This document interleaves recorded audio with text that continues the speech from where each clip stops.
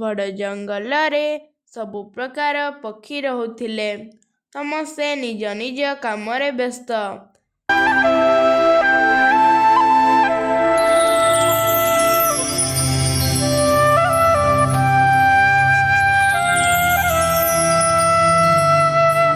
ଥରେ ଲିପୁ ଚଢ଼େଇ ପାହାଡ଼ ପାଖ ଝରଣା ଆଡ଼େ ଖାଦ୍ୟ ଖାଇବା ପାଇଁ ଯାଇଥାଏ।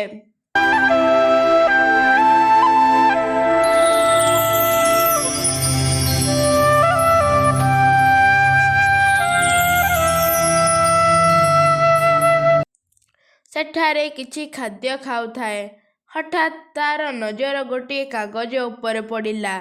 ଲିପୁ ଚଢ଼େଇ ସେଠି କ'ଣ ପଡ଼ିଛି ବୋଲି ସେହି କାଗଜ ପାଖକୁ ଚାଲିଗଲା। ଲିପୁ ଚଢ଼େଇ ସେହି କାଗଜରେ କ'ଣ ଚିତ୍ର ଆଉ କ'ଣ ଲେଖା ହୋଇଛି କିଛି ବୁଝିପାରିଲା ନାହିଁ।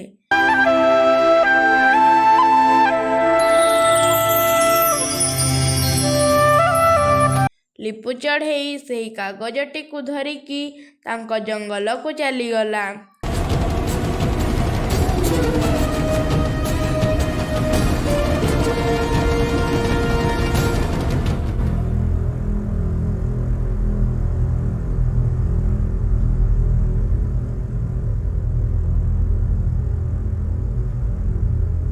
ସେଠାରେ ମେନା ଚଢ଼େଇ, ବୁଲବୁଲି ମାଉସୀ ଆଉ କାଉ ଥାଆନ୍ତି। ଲିପୁ ଚଢ଼େଇ ଯାଇ ସେହି କାଗଜଟିକୁ ମେନା ଚଢ଼େଇକୁ ଦେଖାଇଲା। ତାଙ୍କ ଜଙ୍ଗଲରେ ମେନା ଚଢ଼େଇ ଟିକେ ପଢ଼ା ଲେଖା ଜାଣିଥିଲା। ମେନା ଚଢ଼େଇ ସେହି କାଗଜକୁ ଦେଖିଲା। ଦେଖି ସାରିବା ପରେ କିଛି ସମୟ ସେ ସେମିତି ରହିଗଲା। ଆରେ ମେନା ଚଢ଼େଇ, କ'ଣ ହେଲା ତମର? ସେମିତି କ'ଣ ତମେ ବସିଗଲ? କିଛି ସମୟ ପରେ ମେନା ଚଢ଼େଇ କୁହେ, ଆରେ ଲିପୁ ଭାଇ, ବୁଲବୁଲି ମାଉସୀ, ଇଏ ସାମାନ୍ୟ କାଗଜ ନୁହେଁ। ଏଇଟା ହେଉଛି ଗୋଟିଏ ନକ୍ସା। ଏହି ନକ୍ସାରେ ଗୋଟିଏ ଜାଗାରେ ବହୁତ ସାରା ସୁନା, ହୀରା, ନୀଳା, ମୋତି ଅଛି। ଏହି ନକ୍ସା ଦେଖିକି ସେଠାକୁ ଗଲେ ସେସବୁ ଜିନିଷ ମିଳିବ। କାଉର ଲୋଭ ହୋଇଯାଏ ଆଉ ଲିପୁ ମଧ୍ୟ ବହୁତ ଖୁସି ହୋଇଯାଏ।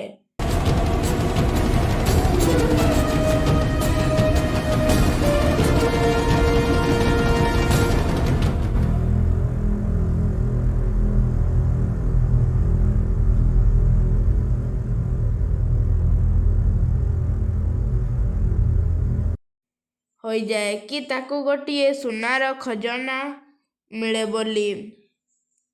ମେନା ଚଢ଼େଇ, ମୋତେ ସେହି ନକ୍ସା ଦିଅ।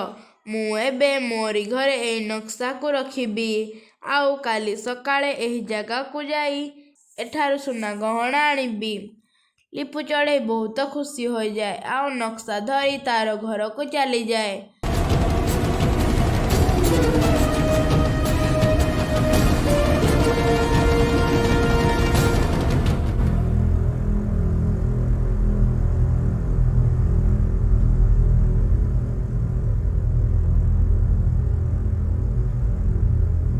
ତାର ଘରେ ସେହି ନକ୍ସାଟିକୁ ରଖି ଶୋଇବାକୁ ଲାଗେ। ହେଲେ ଲିପୁକୁ ନିଦ ଲାଗେ ନାହିଁ। ଆରେ, ମୁଁ ତ ଏବେ ପୁରା ଧନୀ ହୋଇଯିବି। ମୋର ଆଉ କିଛି ଚିନ୍ତା ହେବନି। ମୁଁ ବିନା କାମ କରି ଖାଇବି। ଏମିତି ବହୁତ ସମୟ ଭାବିଲା। ତାହାପରେ ତାର ଆଖି ଲାଗିଯାଏ। ସେ କେତେବେଳେ ଶୋଇପଡ଼େ ସେ ଜାଣିପାରେ ନାହିଁ।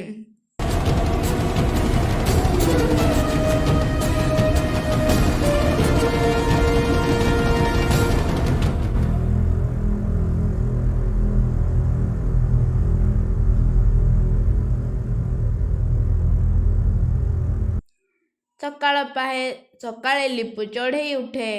ଉଠିକି ସିଧା ସେହି ନକ୍ସା ପାଖକୁ ଚାଲିଯାଏ। ଦେଖିଲା ବେଳକୁ ସେହି ନକ୍ସା ସେଠାରେ ନଥାଏ।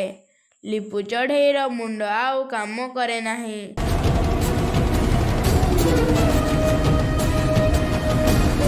ଲିପୁ ଚଢ଼େଇ ସିଧା ମେନା ଚଢ଼େଇ ପାଖକୁ ଚାଲିଯାଏ।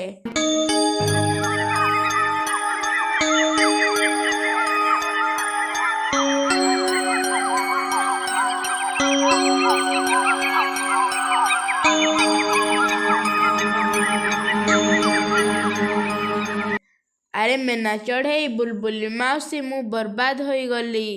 ମୁଁ ଯେଉଁ ନକ୍ସା ପାଇଥିଲି ସେହି ନକ୍ସା ମୋରି ଘରେ ନାହିଁ। କିଏ ସେହି ନକ୍ସାକୁ ଚୋରି କରିକି ନେଇଯାଇଛି।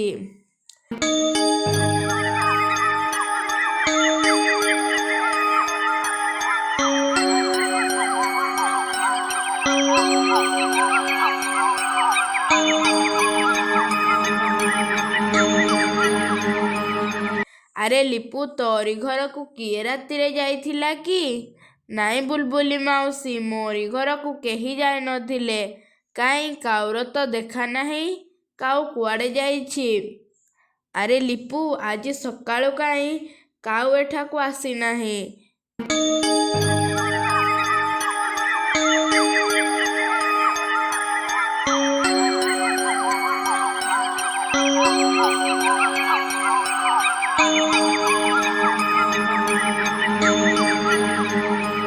ଏପଟେ କାଉ ଆଉ କୋଇଲି ଦୁଇଜଣ ସେହି ନକ୍ସାକୁ ଚୋରି କରିକି ନେଇ ସେହି ନକ୍ସା ଅନୁସାରେ ଦୁଇଜଣ ଆଗକୁ ବଢ଼ନ୍ତି।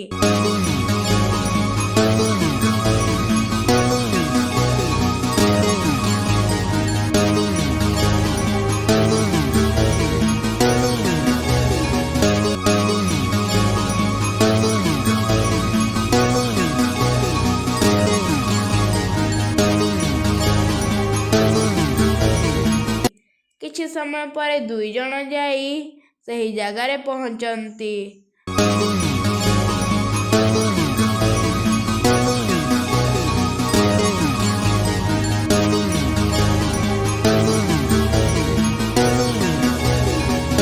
ଆରେ କୋଇଲି, ଆମେ ଦୁଇଜଣ ଏବେ ଧନୀ ହୋଇଯିବା। ଆମେ ଏବେ ସବୁଦିନ ବସି ବସି ଖାଇବା। ଚାଲ ଏଇ ଗୁମ୍ଫା ଭିତରକୁ ଯାଇ ସୁନା ହୀରା ଆଣିବା। ଦୁଇଜଣ ଭିତରକୁ ଯିବେ କେମିତି ବାଟ ଖୋଜନ୍ତି। ବାଟ ପାଆନ୍ତି। ତାହାପରେ କିଛି ଦୂର ଆଗରେ ଆଉ ଗୋଟିଏ ପଥର ଥାଏ। ସେହି ପଥର ଉଠାଇବା ମାତ୍ରେ ଗୁମ୍ଫା ଖୋଲିବାକୁ ଲାଗେ। ତାହାପରେ ଦୁଇଜଣ ଭିତରକୁ ଚାଲିଯାଆନ୍ତି। ଯାଇ ଭିତରେ ଦେଖନ୍ତି ବହୁତ ସାରା ହୀରା ସୁନା ଥାଏ। ଦୁଇଜଣ ବହୁତ ଖୁସି ହୋଇଯାଆନ୍ତି। କିଛି ସମୟ ପରେ ସେହି ଗୁମ୍ଫା ଆପେ ଆପେ ବନ୍ଦ ହୋଇଯାଏ। ଦୁଇଜଣ ହଇରାଣ ହୋଇଯାଆନ୍ତି।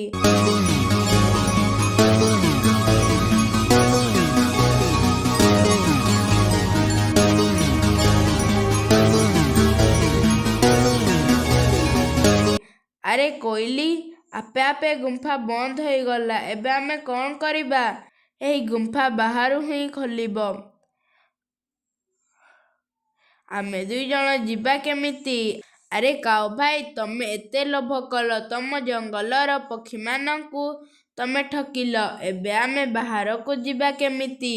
ମୋର ଛୋଟ ଛୋଟ ପିଲା ମୋତେ ଅପେକ୍ଷା କରିଥିବେ। ତମ ବୁଦ୍ଧିରେ ଆସି ମୁଁ ମଧ୍ୟ ଏଠାରେ ଫସିଗଲି। ଦୁଇଜଣ ସେଇଠି ରହି ରହି 3-4 ଦିନ ହୋଇଗଲା।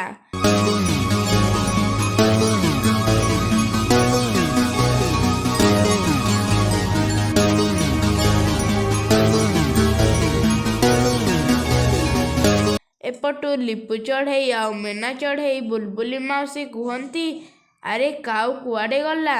ତାର ଏପର୍ଯ୍ୟନ୍ତ ଦେଖା ନାହିଁ। ସିଏ ତ ଆଉ ନକ୍ସା ଚୋରି କରିନି। ଲିପୁ କୁହେ, ଆରେ ମାଉସୀ, ହଁ, ମୋତେ ମଧ୍ୟ ଲାଗୁଛି କାଉ ନକ୍ସା ଚୋରି କରିଛି। କାଉ ଆଉ ଅସୁବିଧାରେ ପଡ଼ିନି ତ? ମେନା ଚଢ଼େଇ କୁହେ, ସେହି ନକ୍ସା ମୋର ମନେ ଅଛି। ଚାଲ ସେହି ଗୁମ୍ଫା ପାଖକୁ ଆମେ ଯିବା। ସମସ୍ତେ ସେହି ଗୁମ୍ଫା ଆଡ଼କୁ ଯାଆନ୍ତି।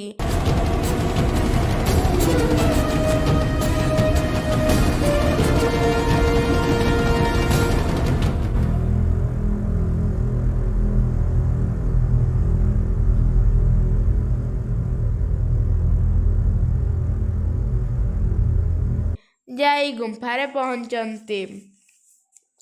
ଯାଇ ସେହି ଗୁମ୍ଫା ଖୋଲନ୍ତି। କାଉ କୋଇଲି ସେହି ଗୁମ୍ଫାରୁ ବାହାରନ୍ତି। ଦୁଇଜଣ ଲିପୁ ମେନା ଚଢ଼େଇକୁ ଭୁଲ ମାଗନ୍ତି। ଆମକୁ କ୍ଷମା କରିଦିଅ। ଆମେ ଲୋଭରେ ଆସି ଏମିତି କରିଛୁ। ଆମେ ଆଉ କେବେ ଲୋଭ କରିବୁ ନାହିଁ।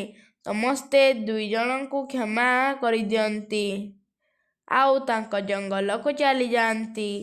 ଏହିପରି ନୂଆ ନୂଆ ଭିଡ଼ିଓ ଦେଖିବା ପାଇଁ ଆମ ଓଡ଼ିଆ କାର୍ଟୁନ ବା ଚ୍ୟାନେଲକୁ ଲାଇକ୍, ସବସ୍କ୍ରାଇବ୍ ଆଣ୍ଡ ସେୟାର କରନ୍ତୁ ଓ ନୂଆ ନୂଆ ଭିଡ଼ିଓ ଦେଖୁଥାନ୍ତୁ।